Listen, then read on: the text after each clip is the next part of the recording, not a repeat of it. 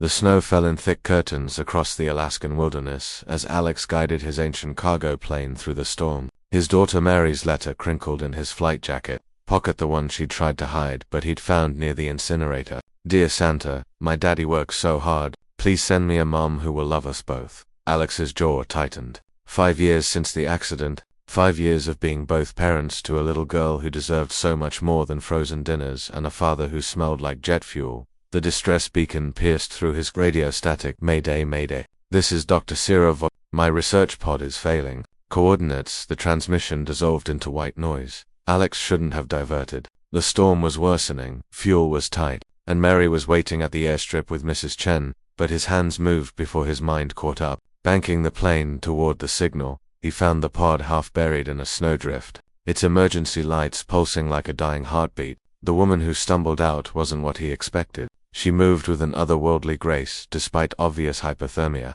her silver white hair whipping in the wind, eyes that caught the light like an animal's. You're Suravolk, Alex shouted over the engine. I'm the only one left. Her accent was thick, Eastern European, Russian maybe. The others, they couldn't survive the transformation.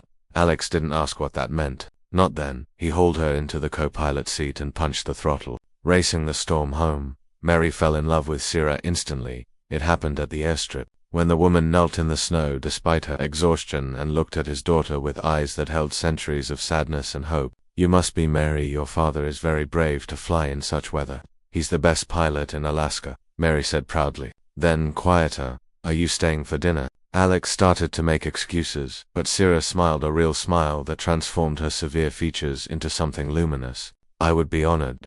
Over the next weeks, Sira recuperated in their spare room. She claimed to be a geneticist studying Arctic wolves, her research pod destroyed by the storm. Alex didn't press for details. There was something about her, a wounded quality, a sense of running from something that he recognized in himself. Mary had no such reservations. She dragged Sarah into tea parties, art projects, and endless questions about wolves, Russia, and whether Santa was real. Sira answered with patience Alex had never possessed, her formal English gradually warming with affection.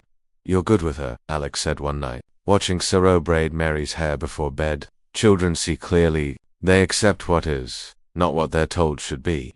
Sira's fingers moved with practiced precision. Mary knows I'm different. She doesn't fear it. Different how? Sira's eyes met his in the mirror. They gleamed amber in the lamplight. You really want to know? Before he could answer, Mary piped up. Sira's like the wolves in her stories. She told me she's got wolf inside her. Alex laughed, uncomfortable. Mary, that's just metaphor. Sira finished. Perhaps, but her smile held secrets. The men came during the winter solstice. Alex woke to drowsy, primal sounds that had no place in human throats. He grabbed his shotgun and ran downstairs to find Mary's door ajar. His daughter's bed, empty. Outside, the world had transformed. 5 figures surrounded his house, but they weren't quite human. Their bodies rippled between forms, men in tactical gear one moment, massive wolves the next, trapped in an agonizing middle state, and in the center, protecting Mary behind her, stood Sira. She'd fully transformed, a wolf the size of a grizzly, white as the snow around her, lips pulled back over fangs like knives. Mary clung to her fur, unafraid. Sira Volkova, one of the men wolves, growled in Russian-accented English. The matriarch wants you back. You cannot hide forever. I claimed exile. Sira's voice emerged impossibly from the wolf's throat. The old laws protect me. The old laws died with the old world. We are the new order. The wolfman lunged. Alex fired silver buckshot he'd loaded as a joke when Sira told Mary her wolf stories. The creature shrieked and fell. The others turned on him. Sira moved like lightning. 3 centuries of survival instinct channeled into pure violence. She was magnificent and terrifying, protecting Mary and Alex with equal ferocity. When it ended, the 5 attackers lay dead or dying in the snow. Sira transformed back, naked and shaking, blood on her lips. I'm sorry, she whispered. I should have left sooner. I endangered you both. Mary broke free from Alex's grip and ran to her, wrapping her coat around Sira's shoulders. Don't go. Please don't go. Alex lowered his gun slowly. His hands shook, but not from fear, from understanding. The research pod. You weren't studying wolves. You were running from them. I was packed matriarch before the purge. The new generation wanted war with humanity. I wanted coexistence. Sira's voice cracked. So they exiled me, stripped my title. I've been running for 3 years, and now, Now they'll send more. They always do. Sierra looked at Mary, tears streaming. I brought death to your doorstep. I'm so sorry. Mary hugged her tighter. You brought yourself? That's what I wished for. Alex remembered the letter. Dear Santa, send me a mum. He made a decision that would change everything. Then we run together, he said. I've got contacts in Canada, friends who don't ask questions. We disappear, all three of us.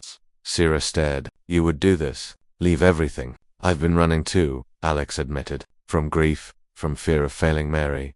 Maybe we're all exiles here. He held out his hand. But exiles can become family. Sierra took his hand. Her grip was strong, inhuman, and somehow exactly right. Mary beamed. Does this mean Sierra's staying? Like forever staying? If she have us, Alex said. That Sierra pulled them both close. Human and warm despite everything. Forever sounds perfect. Outside, the aurora borealis painted the sky in impossible colors. Inside, 3 exiles became a family. Santa, it seemed, delivered miracles in the strangest packages.